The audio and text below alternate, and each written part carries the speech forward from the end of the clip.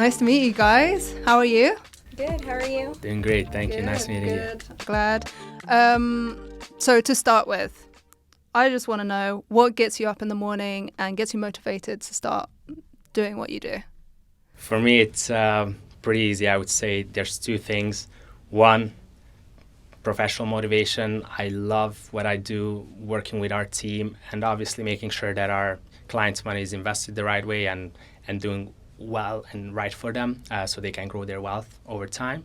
But the other one is really personal. I'm originally from Hungary. My parents, my family is still there, and I hope to one day bring them here to the US, and obviously being a business owner can potentially help me achieve that goal. Yeah, that's a really good motivation. And you, Serena? Yeah, for me, what really motivates me is my team. We've been able to really create an awesome team and an awesome environment to work in. So that motivates me every day to keep going. Nice. When did you guys know this is what you wanted to do? You're both the co-founders, right? So when did you know this is what you wanted to dedicate your life to? You want to go first? Yeah, I would say originally, I wouldn't say that I knew I wanted to dedicate my life to this, but one of our co-founders was looking into sustainable investing apps, and he decided to do his research and find what he thought was the best option out there. He was based in the UK, opened up the app, was really excited to get started with it, and then looked at the companies in his portfolio and realized he had Chevron, ExxonMobil, and McDonald's, and for him, he was wondering how could he be invested sustainably if he's invested in companies that are, don't align with his values.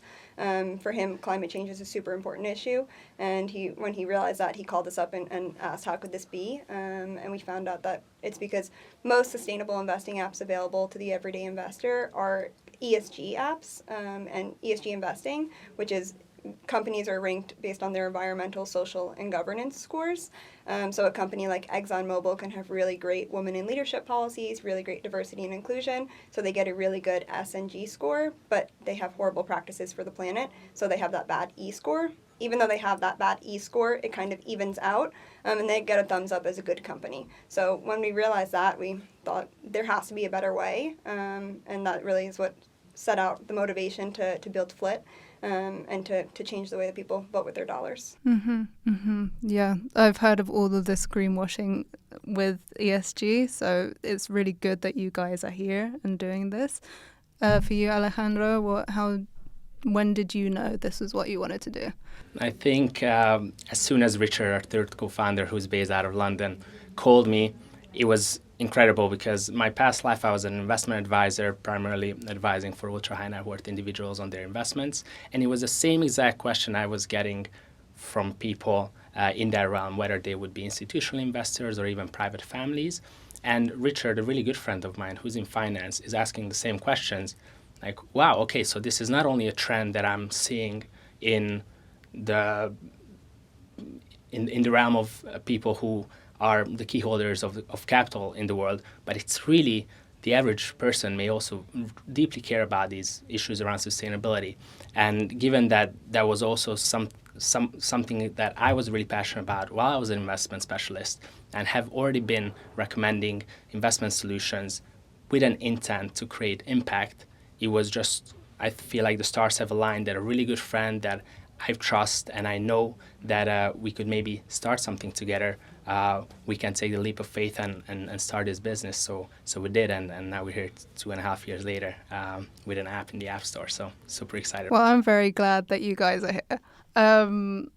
So tell me a bit about how fintech has affected this whole landscape. Has it affected it a lot, or?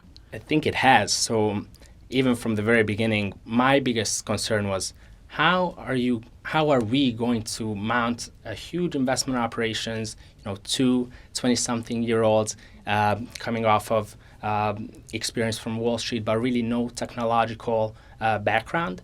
And what we found really early on is that fintech actually has provided all the piping on the infrastructure side to create a really solid solution with the help of incredible engineers, but without the need of an incredibly huge back office or middle office operation that you would have expected it maybe a decade ago. So on the infrastructure side, it was a huge change.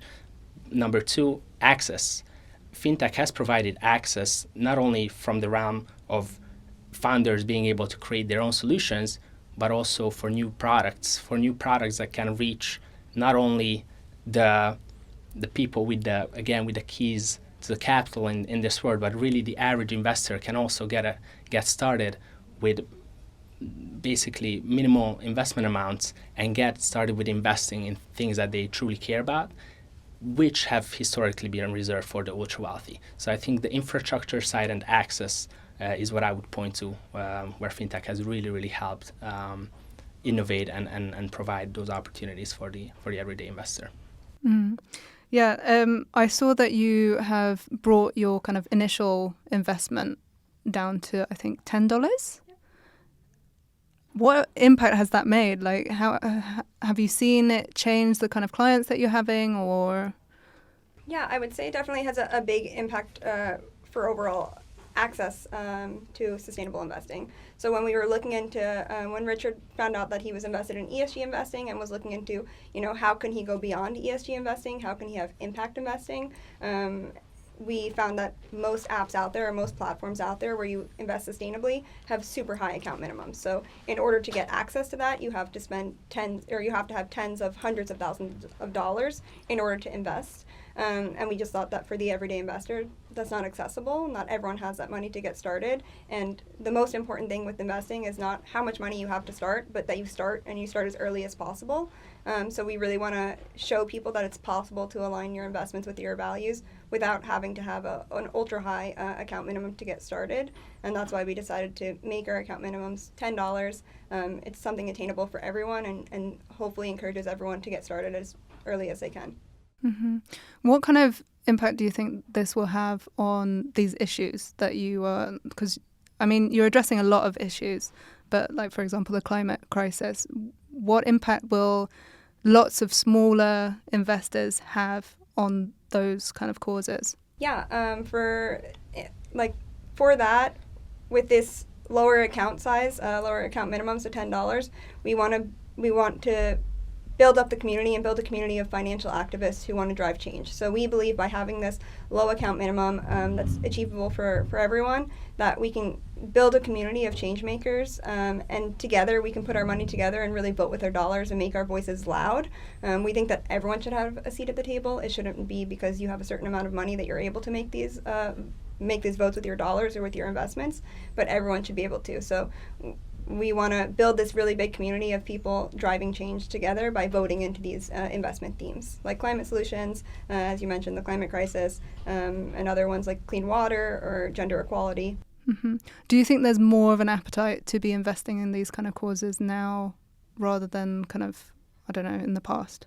Yeah, I definitely think it's growing. The amount of people who care about their values and they want to align their values with their investments. There's I think a growing number of people today that vote with their dollars in their everyday life, whether that's from the lifestyle choices they make, the shops that they support, shopping local, the purchases they make, picking a dairy alternative. People are already voting with their dollars in their everyday life. I think they want to vote with their dollars in their investments. They just don't know that this is accessible or they have the option to do that. So I think there's definitely a growing amount of people who want this. Mm-hmm. Mm-hmm. Alejandro, if you want to say. Yes, and what I would add to this is that it's not only that we believe that there's power in numbers, but we need that amount of number and that pressure to not only come from few stakeholders, but if together as a community, as society, we can rise up and say we would like to accelerate the transition to a lower carbon future.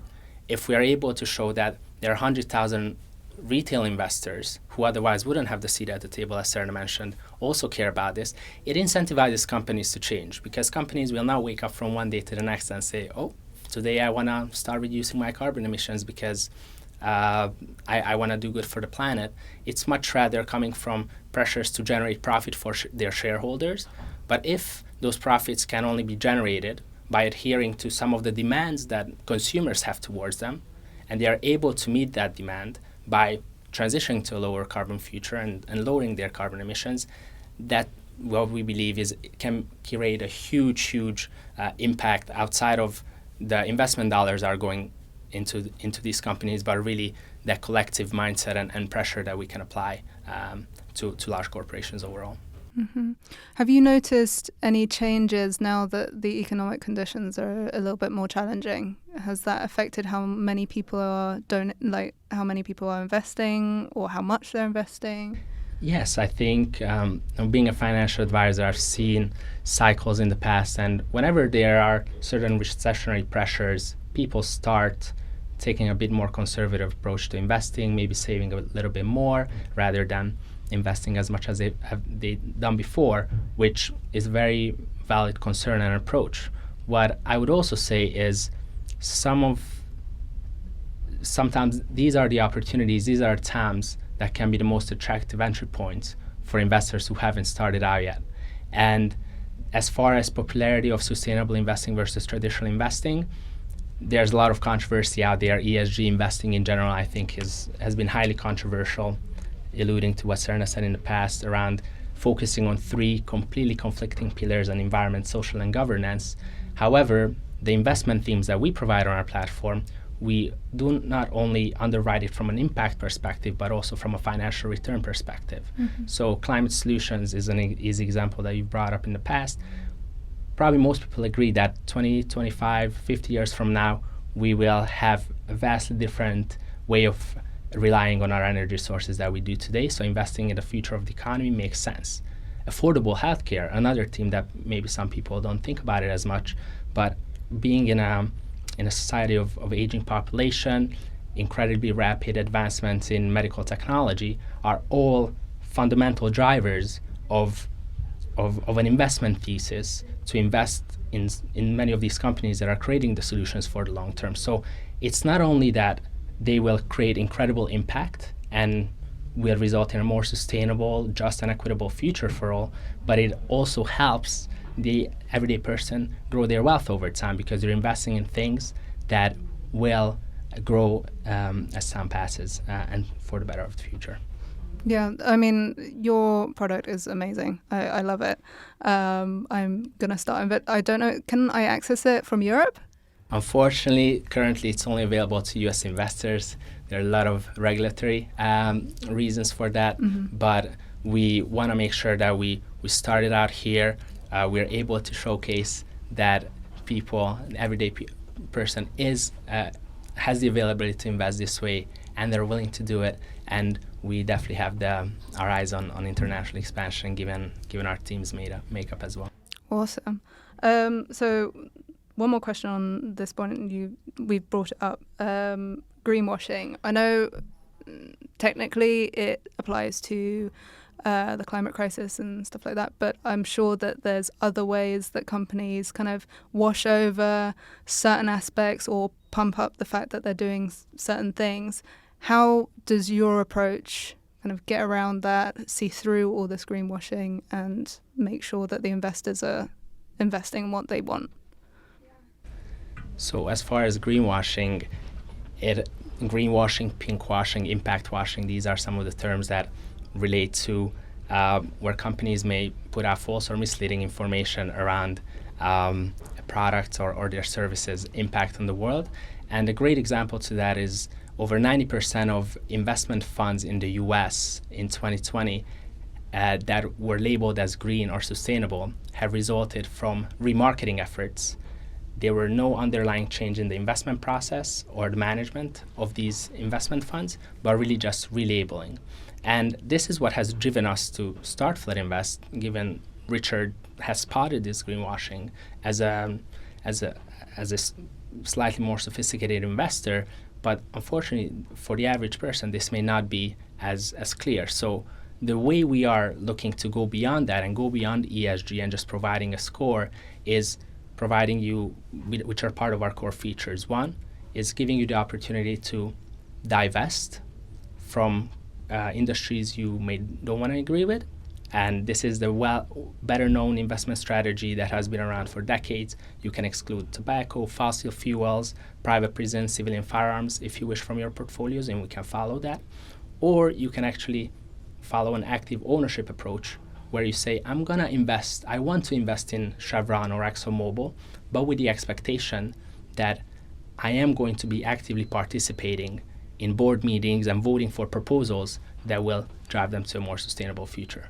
So we give these two options to users, and beyond that, for each of our investment teams, we provide metrics that we rely on internationally recognized frameworks. For example, in clean water, how many gallons of clean water for access to clean water assets have your underlying portfolio companies generated, or how much carbon emissions have been avoided or removed from the atmosphere through your investments in your climate action portfolios. So we quantify these metrics, which is hours and hours of analysis on our team's part, but we want to make sure that no matter what you select, we are transparent about it and we report on this. So it's really the transparency, the reporting, and the intentionality is what I would say that primarily differentiates us. Do you want to add anything, Serena? No, I think you covered it. Maybe you can cover it a bit less. I can talk about this for hours, and you're. In layman's terms, I would say that we don't just talk the talk, but we walk the walk. So every investor should look at the platform that they use and hold them accountable. So if someone is telling you that we are helping the planet or we are promoting gender equality, they need to have the metrics to back that up. And a lot of times with greenwashing, that's what's the missing piece of the puzzle, is that they're not showing you the metrics. They're just giving you a thumbs up or giving you a feel-good green label or saying it's eco-friendly, and you feel really good about it, and you somewhat trust the company, so you'll believe that. But what we're doing is we're encouraging our investors, encouraging everyone to kind of question that and to find the proof. And we'll show the proof to all of our investors and all of our users with our metrics. So they said we have carbon metrics. We show people the thematic metrics, so 3 metrics per each investment theme that you invest in. And we also will show you how your investments are aligned with the UN SDG, UN Sustainable Development Goals. And that's how we promote accountability, transparency for all of our investors. Nice. Okay. Well, thank you, Serena. I like both of your takes. They're both good. So, what do you hope has been invented in 100 years? It can relate to this. It can relate not to this. Sure. I would relate to this because both as an investor and as someone who's hopefully would like to have children on this planet, the largest risk, in my opinion, is the climate crisis. And I believe that we have to act fast. So even if it's not on a 100-year term, for me that may feel a little too long, but in the next couple of decades we will find solutions that can help mitigate those risks. And there are already incredible technologies out there that are working towards it, but we need to fund and we need to invest in those technologies to get there. And that's one of my primary motivations also in being in this space, staying in this space, to make sure that future generations also have a place to live on, and that's my personal opinion. Yeah, I would also agree. The transition to a more sustainable future is super important.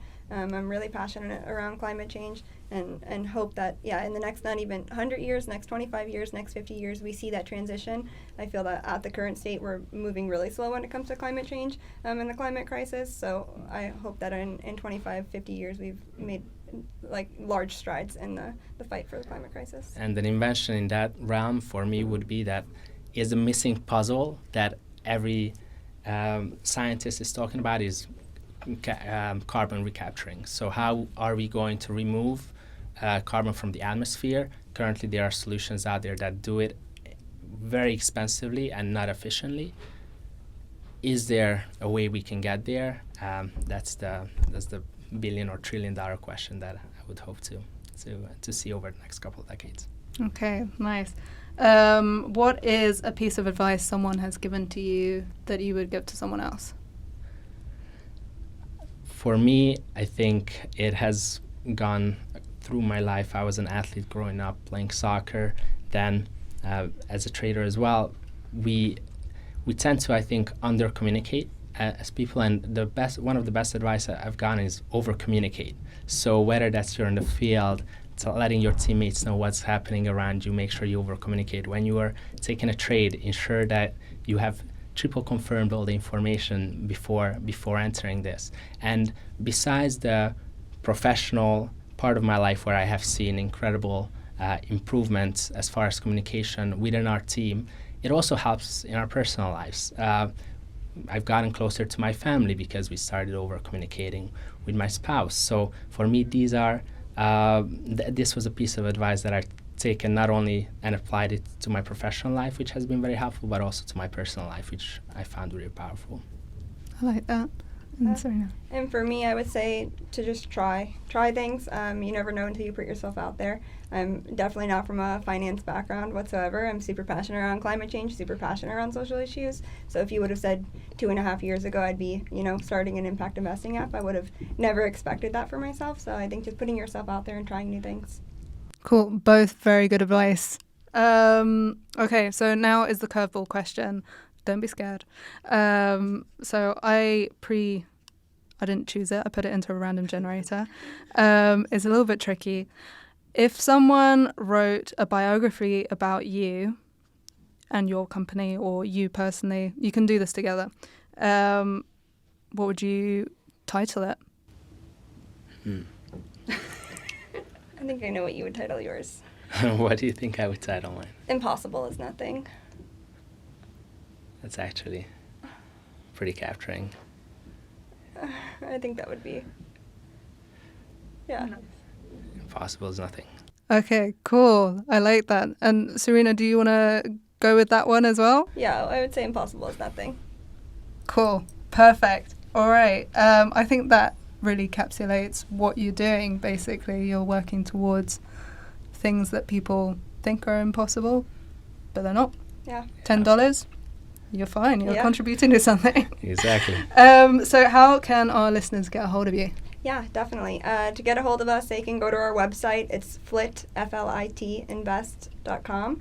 They can also check us out on social media. We're on TikTok, Instagram, LinkedIn, you name it. All of our handles are also FLIT Invest. And then you can download us in the App Store. You just search for FLIT Invest again, and you'll find us, and you can download the app and get started for as little as $10. Perfect. Thank you so much for coming. It's been really nice to talk to you. Thank you so much for having us.